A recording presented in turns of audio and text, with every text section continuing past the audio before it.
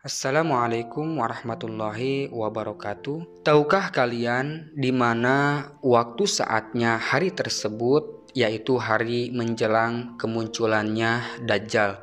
Kelak di akhir zaman, kondisi dunia dan manusia akan ditimpa banyak kekacauan, peperangan, pembunuhan, perampokan, dan kerusakan terjadi di mana-mana. Bahkan di masa itu kondisi alam juga mengalami ketidakseimbangan. Tahun-tahun itu penuh dengan kekeringan dan paceklik. Hal ini mengakibatkan banyak orang kelaparan dan kehausan yang super dahsyat. Bencana alam juga banyak terjadi di mana-mana. Selain itu, manusia juga akan kesulitan mencari air karena tidak adanya hujan 3 tahun sebelum kemunculan Dajjal. Kelak Allah Subhanahu wa Ta'ala akan menahan seperti air hujan. Allah juga memerintahkan bumi untuk menahan sepertiga tumbuhannya, lantas membuat tumbuh-tumbuhan banyak pula yang tidak berbuah, dan akhirnya tumbuhan-tumbuhan tersebut mati. Kemudian tanda-tanda kemunculan Dajjal akan semakin nyata ketika pohon-pohon kurma di Baisan Palestina tidak berbuah lagi. Mengeringnya Danau Tiberias dan mata air Juhur juga menjadi tanda-tanda kemunculan Dajjal. Danau Tiberias adalah danau yang terletak di antara bagian bawah dataran tinggi kolam yang dikuasai Suriah dan dataran timur kota Galilea, Palestina. Garis pantainya membentang sepanjang 53 km dengan luas 166 km persegi. Bagian terdalam danau ini mencapai kedalaman 46 meter.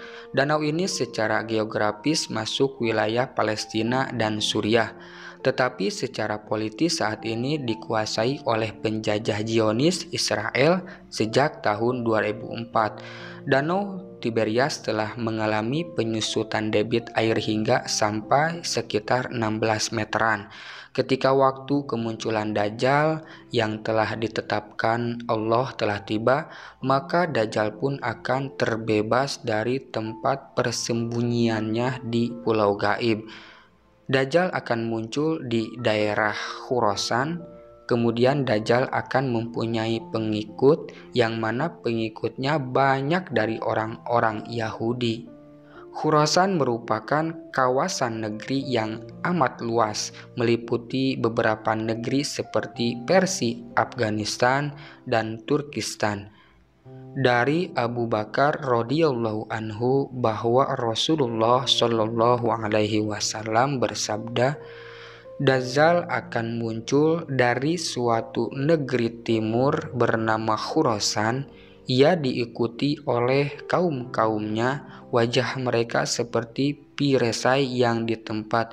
Dajjal kelak akan tinggal di bumi selama 40 hari. Meskipun kedengarannya 40 hari itu singkat, tetapi sebenarnya akan sangat lama. Konon 1 hari pertama waktu itu bagaikan 1 tahun, lalu 1 hari kedua bagaikan 1 bulan, dan 1 hari ketiga bagaikan 1 pekan, lalu hari-hari selanjutnya sebagaimana hari-hari biasa. Di masa seperti itu, setiap muslim tetap melaksanakan sholat sebagaimana hitungan 1 tahun, 1 bulan, dan 1 pekan. Maka secara sistematis di hari pertama datangnya Dajjal, suara mukmin melaksanakan sholat sebanyak kurang lebih 1750-an kali.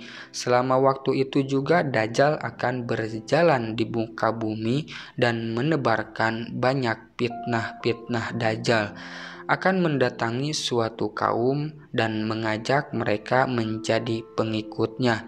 Ketika kaum itu menolak ajakan Dajjal, maka mereka pun akan menjadi orang-orang miskin tak berharta. Itulah di antara fitnah Dajjal. Orang yang kuat imannya tentu tidak akan terperdaya bujukan Dajjal. Namun bagi orang yang lemah imannya dan kafir sangat mudah terperdaya tipuan Dajjal. Dengan tipuan sihirnya bahkan bisa mendatangkan harta kekayaan. Fitnah Dajjal merupakan fitnah paling besar di antara fitnah-fitnah yang ada semenjak Allah menciptakan Nabi Adam hingga datangnya hari kiamat.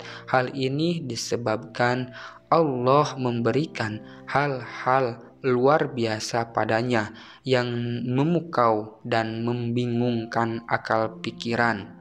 Dalam beberapa riwayat disebutkan bahwa Dajjal itu memiliki surga dan neraka. Siapapun yang memiliki surganya Dajjal, maka Allah akan mengazabnya dengan neraka Allah. Dan barang siapa yang bersabar dengan neraka Dajjal, maka dia akan masuk surga Allah yang sesungguhnya. Ketahui ketika Dajjal memerintahkan langit untuk turun hujan, maka langit lantas menurunkan hujan. Ketika ia memerintahkan bumi untuk menumbuhkan tanaman, maka akan tumbuh berbagai tanaman yang dikehendakinya. Dajjal bahkan mampu melintasi bumi dari satu tempat ke tempat lain dalam waktu yang sangat cepat sekali. Dajjal dengan tipuannya mengaku-ngaku bahwa dirinya Tuhan dan mampu menghidupkan orang mati. Tidak sedikit orang-orang yang akhirnya menyangka jikalau Dajjal itu Tuhan yang sesungguhnya. Hingga pada suatu hari Dajjal bertemu dengan seorang pemuda Madinah yang beriman. Pemuda itu meyakini bahwa Dajjal itu bukanlah Tuhan. Untuk membuktikan kesaktiannya, Dajjal lantas membunuh pemuda itu hingga menjadi dua bagian, terpisah yang jarak antara keduanya sejauh lintasan anak panah. Setelah itu Dajjal memanggil potongan jasad itu lalu hidup kembali. Namun pemuda beriman itu mendatangi Dajjal dengan wajah berseri dan tertawa.